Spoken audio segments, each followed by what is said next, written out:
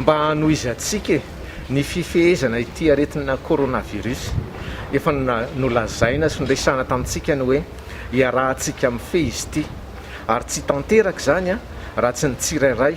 no samy resy lahatra mife tena zava-dehibe ny efa vitatsika hatramin'izay nanana an'izay nitsiriritany olona atsika malagasy isika ny amin'ny nahaizantsika ny feny aretina covid-19 amin'izao farany taona izao anefa dia ny fanrinay eo amin'ny ministera amin'ny fahasalamam-bahoaka dia ny mba hananantsika fahasalamana araka ny toromarika ny men'andriamato ministra ny fahasalamam-bahoaka Rakotoarivony Jean-Louis dia apetraka amintsika indray tsy maninona ny mamerimberina azy ny hoe andao iarahana amin'ny fe ity valana retiny ity. Reto misy fototra kely telo fihetsika tsotra izay ifampizarantsika amin'izao farany taona izao na amin'ny fankalazantsika ny krismasy ny noely fahatongavan'ilay Messia na ny farany taona izay iarabantsika ny taona vaovao amin'ny pitoniana sy amin'ny fifaliana. Ny tokony atao indrindra dia ny hoe andao iaranao fety isa-tokantrano. Andao eritreretina mandrakariva le hoe mbola misy virus mivezivezy eny tontolo rehetra eny ka isika tsirairay no ifandamina iaraka iaina ho amin'ny fahasalamana, zany hoe tsy ifampizara aretina fa ifampitsinjo ny amin'ny fahasalamana. Zay no fihetsika voalohany hoe ataontsika fety isa-tokantrano.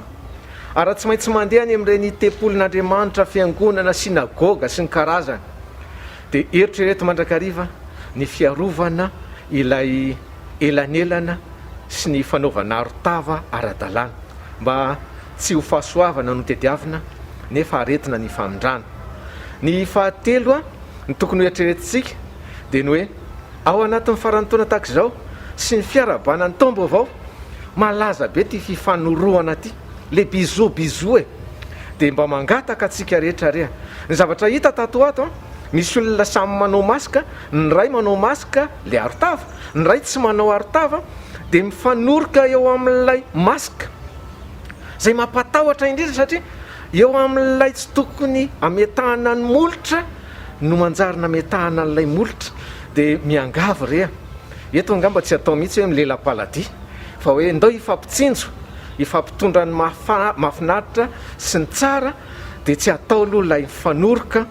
fa ataontsika vita ny kopakopan-tanana sy ny maso mibanjina dia ho tanteraka le hoe aiko ny masony tia zay io zany tsisy ataontsika mihitsy rehefa tsy manoroka dia tsy tia anazy zany fa rehefa le maso tsipelana kely iny dia efa fantatra hoe lay fitiavany ianao zay dia ajanona aloha le mifanoroka fa hiady amin'ity coronavirus ity isika.